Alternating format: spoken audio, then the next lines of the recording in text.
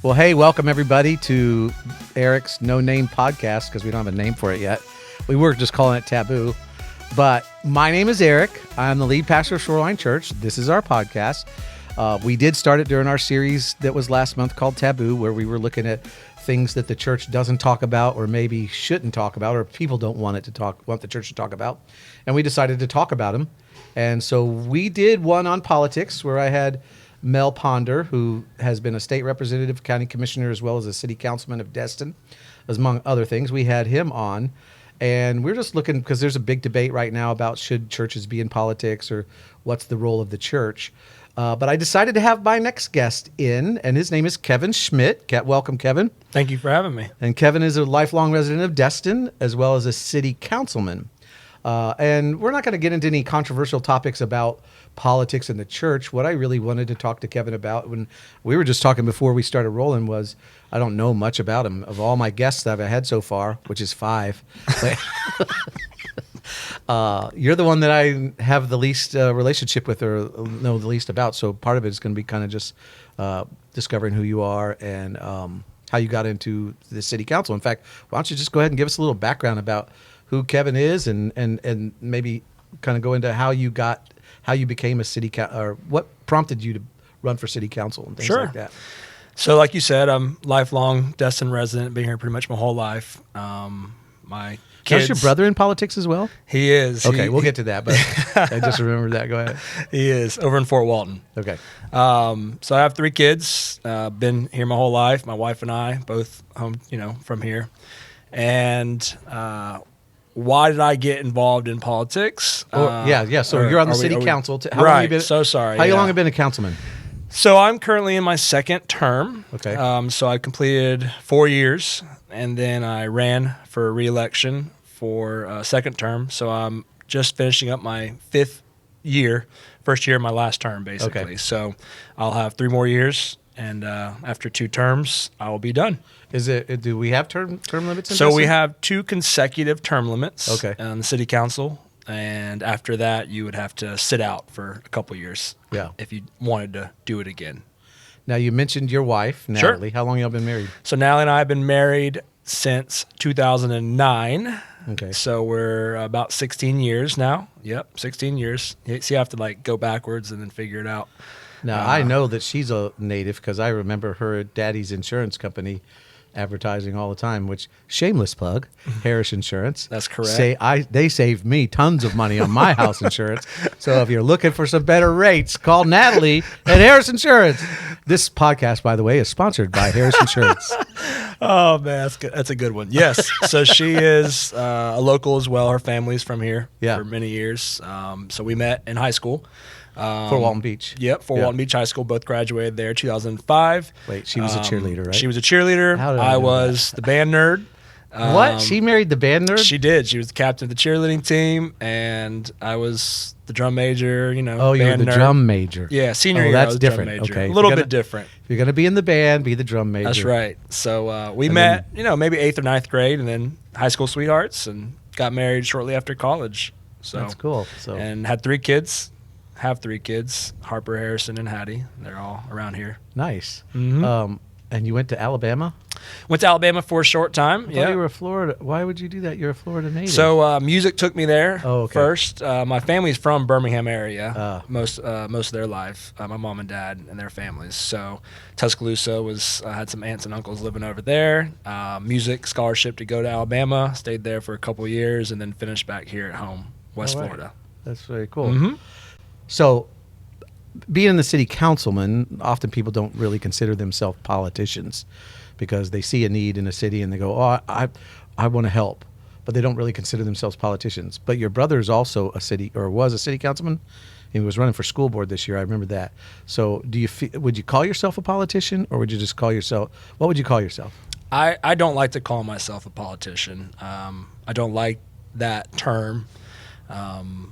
Of course, the jokes are always said of, let the politician decide, or Kevin's the politician, or let's ask the politician. But I don't feel like a politician. I don't want to be a politician. I mean, my term's ending, and I have no interest in continuing in a political career. So you're not going to like run for county commissioner or school board or anything like that? No. So I'm you not. did it as a, why'd you get into it then? I always tell the story. I mean, when I was first doing it, I mean, literally the reason that drew me was on Airport Road. There was the turn that people would basically, I love that turn. they would basically get in an accident all the time. I try to set my cruise control at 40 miles an hour and see if I can do it without hitting my brakes. Perfect. You see the fence right now is down all over the place. I think they're finally going to replace it since there hasn't been many That's wrecks. for the people who can't drive as well That's as right. you and I So can. I lived in a neighborhood just around the corner. Okay. And so I think during that time I was asking around about what can we do to make it safer, slower down, whatever.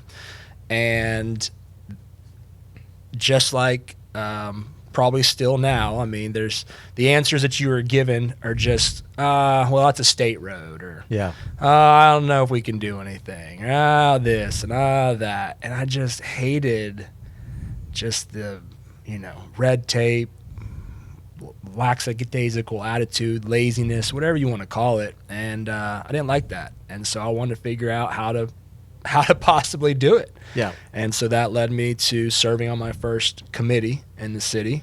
So you weren't even a council member yet. No. You were on the committee. Yep. I joined the Public Works and Safety Committee. What does that take to join something like that? Literally just asked to volunteer and apply, fill out an application, and that you be appointed. I mean, it's an appointed position. Okay. There's not like a waiting list to get on it.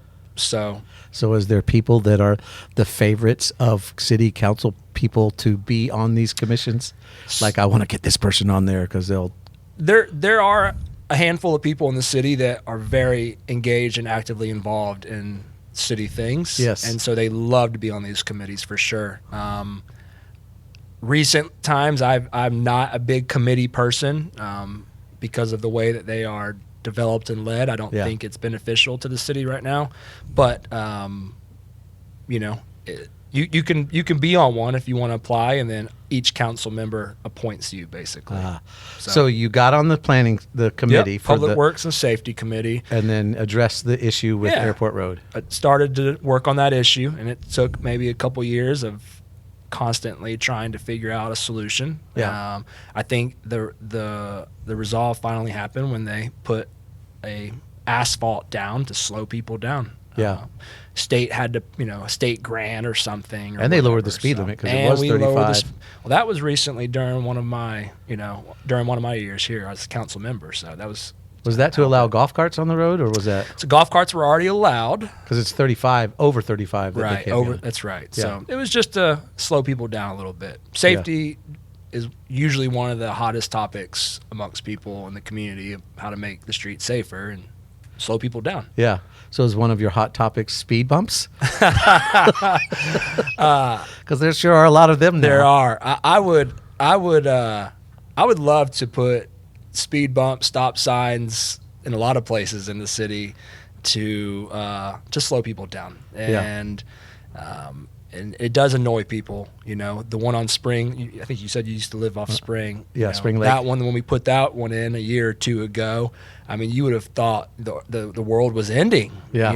A stop sign on Kelly Street. There's one 200 yards away by And the then school. another Why do one, we, down right. at But Main Street. you know what? If it makes people stop one more time to slow down, and it's worth it. So you're part of Shoreline, and you're part of, you have one foot in politics or in city government, you have one foot in the church. How do those worlds interact for you or intersect for you personally? I've loved attending this church. I think I've shared that with many people, you and others probably often. And we love it when you're here. Yeah. If I'm not at baseball, right? Whenever you call me out, travel baseball. Yeah. So I think. Me call you out? My name's not JJ, right? Yeah. I think just being part of what Shoreline has always, or what, since I've been here, what you preach and what you say about serving the community and doing those things has always touched me. Yeah. Because that is big for me. I love to serve the community in multiple ways.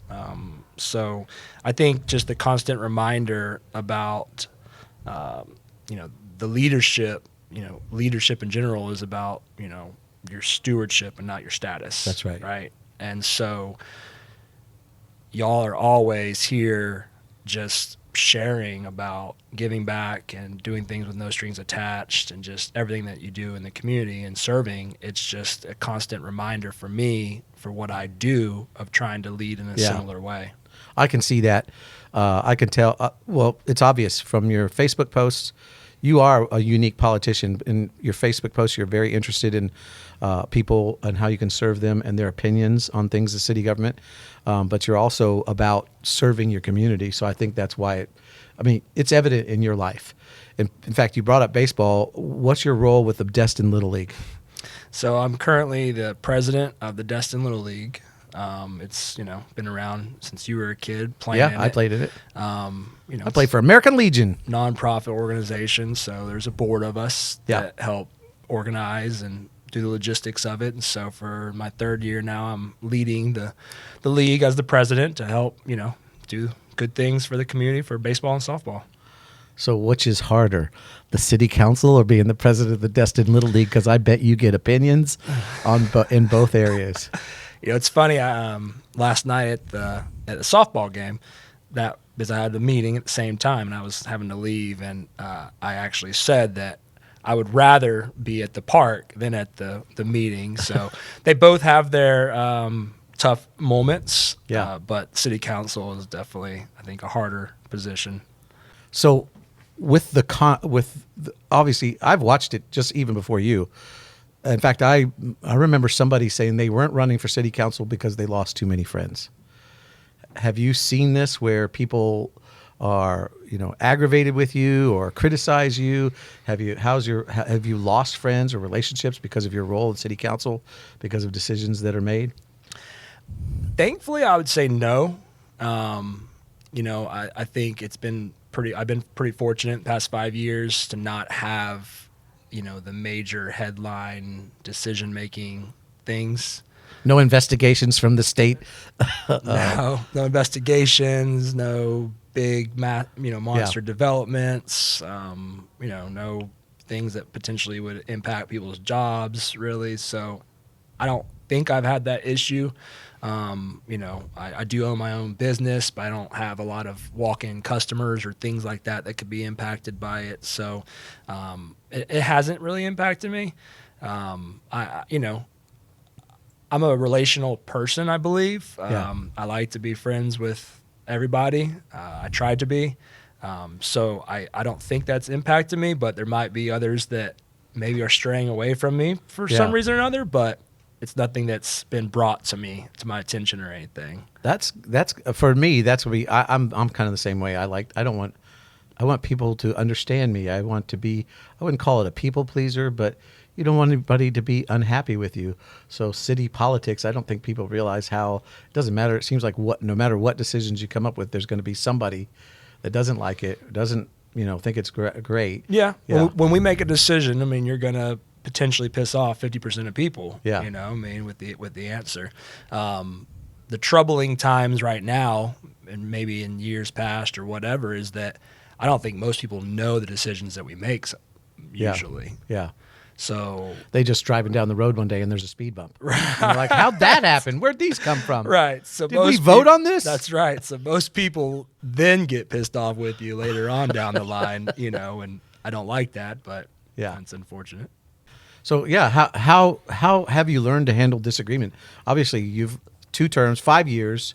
I bet there's so much that you know now that you wish you'd have known when you first got into it. So how do you handle disagreements? How does your faith come in? Let's just handle the disagreements first.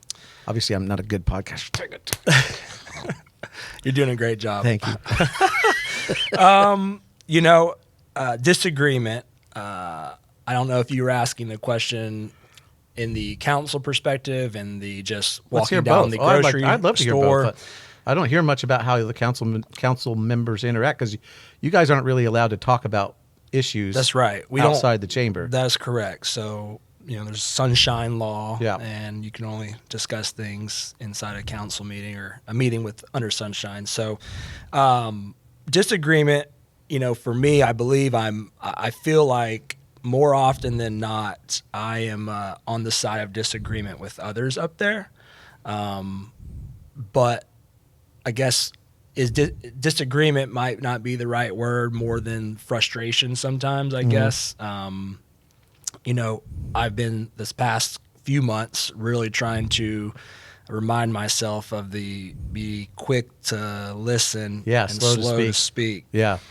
And I really am trying to live that out in my daily life, but also with those meetings. But the disagreement sometimes turns into frustration and anger, because when there's things happening up there that I don't necessarily think are 100% accurate, you know, misinformation or twisting things a little bit to have certain sound clips that might not be wrong, but half-truths. Yeah. And so then it becomes a disagreement, because now I'm having to respond and sound like I'm argumentative with people. Yeah. And so when I'm doing that, I'm trying to really think about how to do that, because I don't want to just quickly jump and argue with somebody. Yeah. But I also don't think it's right and fair to provide information on a dais level that's not 100%, accurate and correct. So that's tough, dealing with that with the other council members. And it's a similar thing with just people when we're having conversations about the city, about the politics or about the decisions.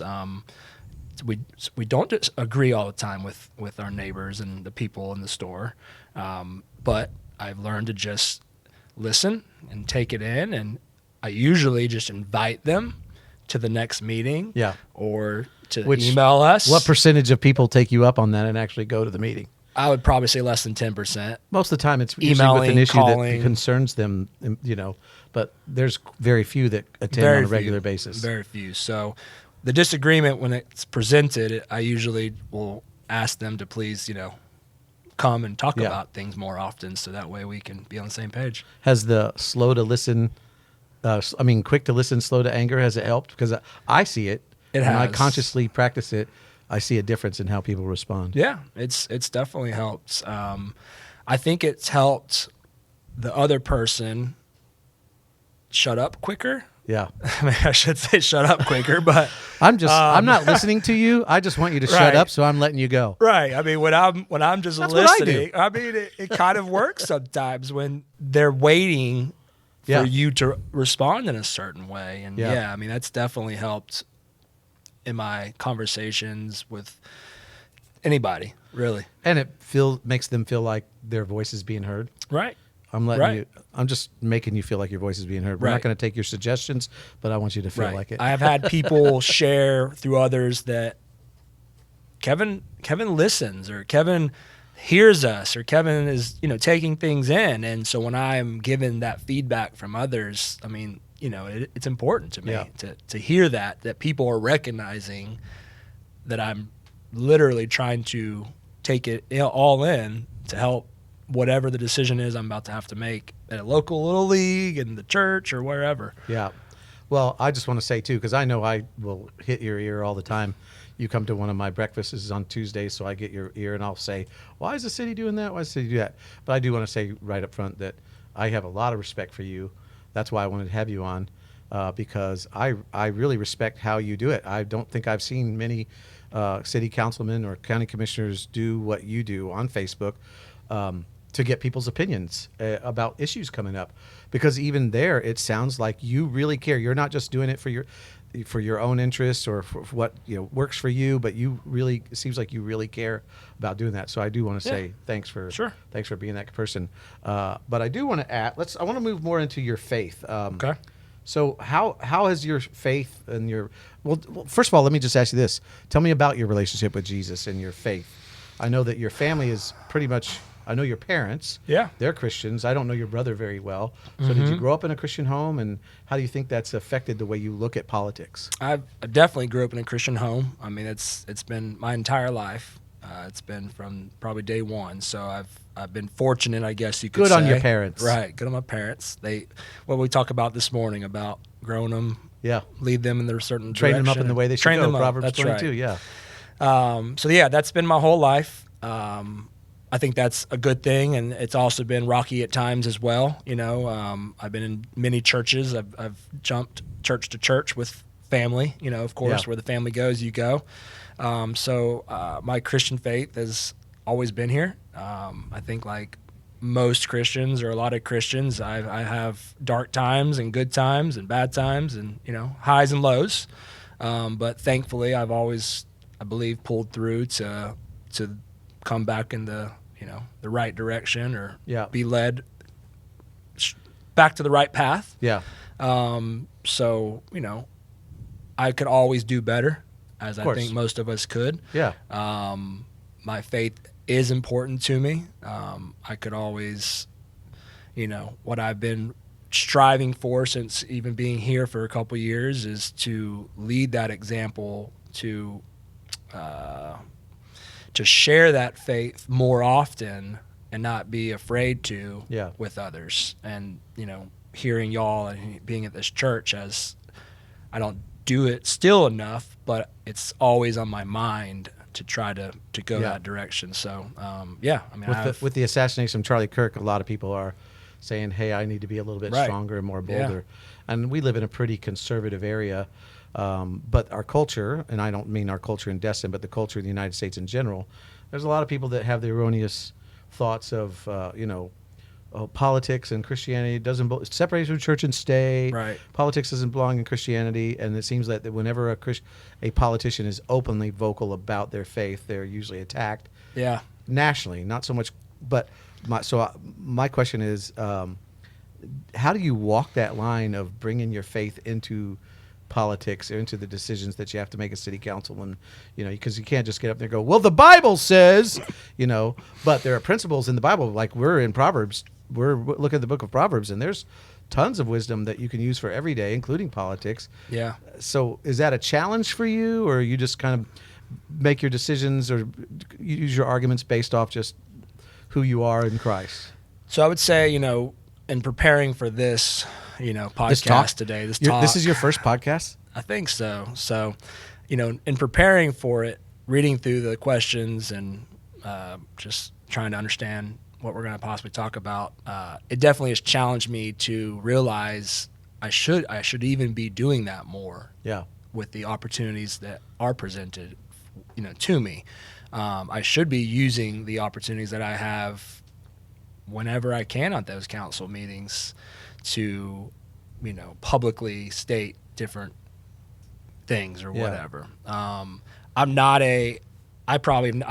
read the Bible, the entire, I'm not a speaking, scripture person. It's not me. So I guess at times you feel intimidated. Yeah. So for most of my political career, it's, I guess I try to strive in the way I lead by example, what I believe is a Christian and faith-based, leadership style, right? Servant leadership has always been something very important to me. Yeah. I taught a leadership class in high school for a little while. Oh, that's cool. Yeah. Little detour in my career. And, so that term has always been important. I can't give you all the answers about Jesus and about the Bible, but I know that he served others, and I know that he did things for others. And so those are my actions that I try to show, but I do want to do better at the opportunities that I have in front of me to share more about the gospel at these meetings. I mean, one particular meeting when I first discussed, that Bible verse of be quick to listen and slow to speak. Yeah.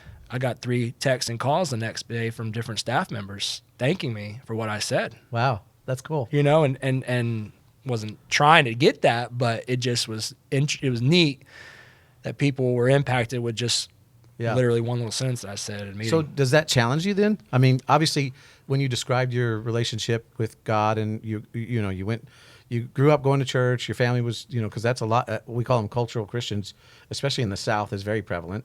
You go to church because you're supposed to, right? And you kind of learn about God and Jesus and everything. But a lot of people, it never crosses their mind that their faith should be a part of every part of our life. So talking about that, does that challenge you to and this is not part of our question, so I'm just kind of speaking off the cuff here, but do you feel challenged maybe to go, I do need to discover more about God? I mean, about faith, about why I believe what I believe and things like that. I do. And I would say, like, you mentioned the Charlie Kirk situation. I mean, that's just probably one of many that impacts me on what I do and what I'm trying to do. And so, I mean, it does challenge me to try to live a little bit differently, or a lot differently. Try to do things with my kids differently and my family differently and everything. And so, I have a few more years of city councilman, and I do feel challenged to do things differently while I'm here, while I'm there. Do you think that when your time is up, you're like, okay, I'm not running again? Well, you can't run again. You have to wait another term. Are you going to miss it, or are you going to be relieved, or maybe a little of both? I will be relieved. I will. It's hard. Yeah. I mean, it's hard for me. There's 7 of us plus the mayor. I can't speak for everyone. There's different, chatters around the town or whatever. Oh, yeah. There's some trolls on Facebook with fake accounts that follow me and that will say, I have certain agendas or whatever. But for me, I was at the phone, the AT, whatever, the phone store. Sound like an old man. I was at the phone store. I get a new cover, and somebody recognized me because my daughter's business and knows I'm pastor, and started talking about something. And she goes, "And you're friends with Kevin Schmidt, aren't you?" And started go. I'm like, "You better settle down, honey." That's right. So I don't know where I was going. I don't even remember what it was about. I don't remember even what it was about. But yeah, I get it. You see people that it's tough. That's what I was telling you. It's tough. So I will not miss it. I think so far I've had some great opportunities. I've been able to work with other council members to do some good things. Yeah. There are a lot of swing and misses, and a lot of times you're just banging your head on the wall trying to understand why certain things didn't happen or certain things weren't approved, or you try to see the bigger picture. You talk to different people and to try to understand. You hear that everybody agrees, Kevin, that should have happened or this should happen. And then when you have these meetings and it's like silent sometimes, it's just mentally draining, And you guys I won't miss it. You don't get paid. We do not get paid, right? No. So it's kind of like, which you're probably familiar with, the refs and umpires at Little League sports. For the grief that they get and the pay that they don't get, it's not worth it. Well, that's why across the entire country, there's a nationwide shortage on referees and umpires. Yeah. And that's not getting any better. So, which is really a statement of our culture, which is obvious too with the statement of, politics is so volatile these days. It is. I think it's technology, the social media aspect of everything. It's so much easier to be critical online to the politicians, to the community members or whatever, than it is to come to a meeting, speak up face to face or whatever.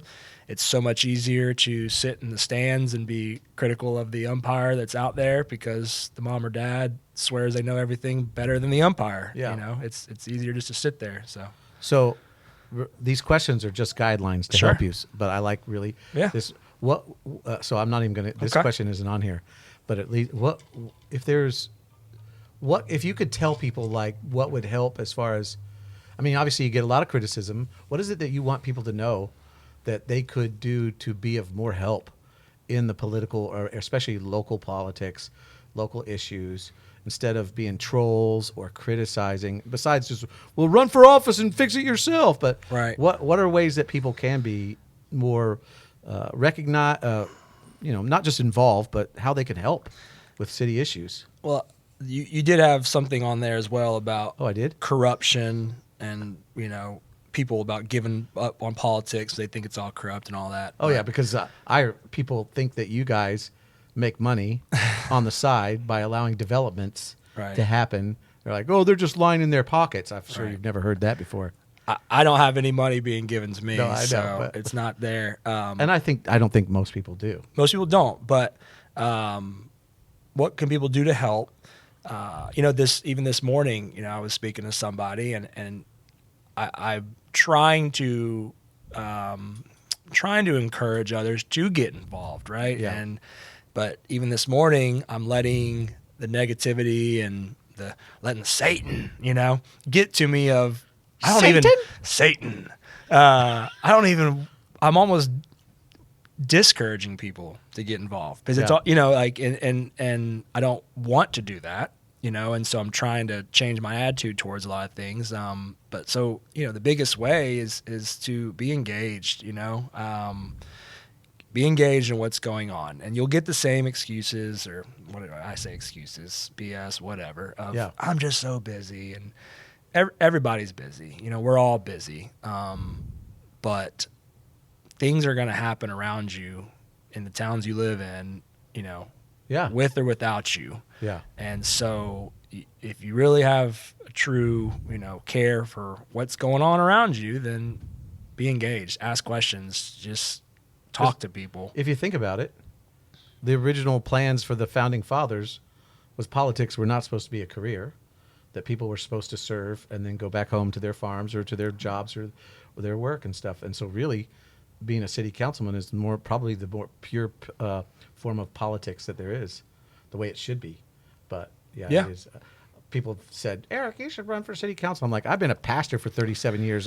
When I retire, I don't want to be jumping back into the controversy. And it's tough, especially when there's multiple, there's 7 of us, right? Yeah. And so you have to have 4 people agree to do something. And, I'm not saying there's corruption in the city of Destin politics, but as you said as well, that's always been thrown out there, right? I'm sure there's possibly some truth to that in the past. Yeah. That's always a hard thing to understand of, what are people's agendas sometimes, and so whenever I talk to people and I'm trying to encourage them to get involved, a lot of this answers sometimes are, it doesn't matter. Like, why should I? It ain't going to matter. It ain't going to make a difference, blah, blah, blah. And then I'll just try to give them the examples of some of the things that, I've helped champion over the past 5 years to good things have come from me potentially being there. You know, things that I've tried to present that maybe weren't immediately accepted over time, it's become accepted. And so I'll try to remind people of that. But the biggest way that people can help is just try to get involved in some way, try to know what's going on, try to talk to people and take an hour out of your week to go to a meeting or something and just read the agenda or listen, and just talk to, I think, like you thanked me, right? Yeah. It's not like, it's a huge deal, but it is, I hear or see more criticism than anything else. Yeah. And when you are somewhere and you do just randomly get that person that says, hey, I saw what you did, or I heard what you did, or I've been following this, thank you for doing that, or, thanks for helping, that helps to kind of put your, fuel level gauge to, you're sitting on empty, and it kind of brings it back up a little bit. And, that definitely helps. That's another thing that helps. So what are you most proud of on your time of being on the council? Is there anything that you like, that you helped spearhead, or that you believe like, oh, this was a good thing that we got done as a city? I probably should think about that more often and write things down to understand. I think some people probably did disagree with this decision, but I think when we pursued the purchase of that property by the bridge. Yeah. How much was that? Wasn't as much as the one on Noriega, but that's the state, right? State's. I'm sure you guys haven't heard anything about that one either. If you want to go down No, I don't.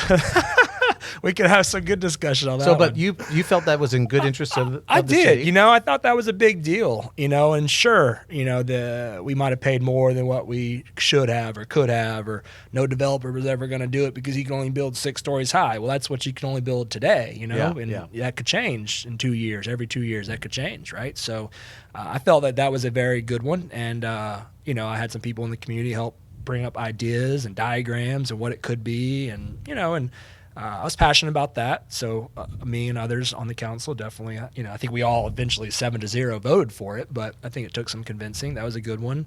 Voted to purchase it. To purchase it, and yeah. Then have you guys? It could be a park. What is it? It's or y'all still haven't decided? now because the state is talking about the new bridge in Destin, right? Like, oh yeah, because once they finish Fort Walton, that's what they say, and it'd be nice actually.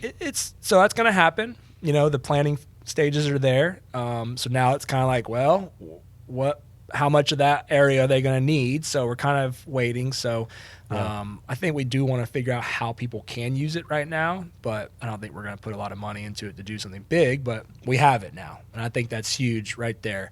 And then, recently we've partnered with the Little League, and we are about to, in partnership with the city, put, new parking in there. Well, I saw your Facebook post about what would you think about parking. Well, in this area? that didn't work out. No, that's one of those decisions where you want to expand the footprint of your city-owned park. You think it would be a good idea to use other people's money to do that, but unfortunately, delays and red tape caused it to go a different direction. Back in the day, Cybert used to go all the way through there. Before. I've heard that. Yeah. I've heard that. Now there's like a house right there. Yeah. But we are partnering together, the league and the city, to do a very massive upgrade to that park. Nice. And I think that's does it help that I'm on both boards?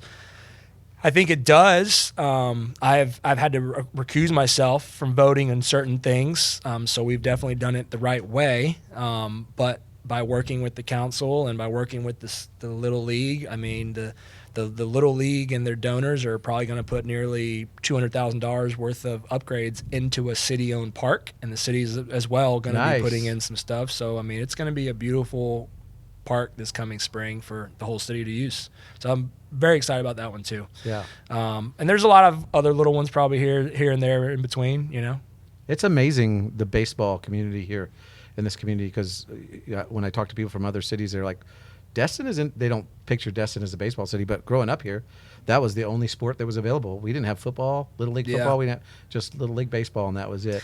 I think there's just, I guess the best way I could say is it's just like a little magical area back there over there at Threadgill. And between basketball, baseball, football, you're right, but when you're just hanging out in that little park and those bleachers with all the other families, I mean, that's where community happens, I feel like. And it can happen at football, sure, but you're spread out. There's different things happening, but we have something beautiful in the city right there at that park, and it's awesome. You're right. So were you part of the, because we just did our serve day a few weeks ago, and one of it was going and painting. Mm-hmm. Did they work with you on that? So they definitely reached out. I was out of town, unfortunately, but I worked with with Lou and Jess and Reagan. Reagan. She was leading the charge for the Little League, and they did a lot of painting and upgrading and fixing. And it's there's 350 kids every season that come through there in the spring, and with that are 150 or more families. And I mean, it's Shoreline's big, I know, on the next generation, right? It's who can get to the next generation first or something like that. Yeah. In the race to reach the hearts of the next generation, the ones who get there win. Yeah. The ones who get there first win. Yeah. And when I have my kids walking around my house singing praise and worship songs right now, that comes from here. That comes from lots of places. Even when I call them out. Yeah, even when you call them out. Because you sit on the front row. And yeah. And so that serve day was awesome for sure. Yeah, that's cool. So we got to wrap this up. So I've got a lightning round question. You can do it in a couple sentence answers. What has been your favorite part of serving? What's your hardest part? We'll come back and re-ask them. Biggest misconception about local politics, and what you're most grateful for right now. So what's been your favorite part of being on the city council? Seeing real change. Good. And then hardest part? Hardest part is hearing about it all the time, everywhere I go.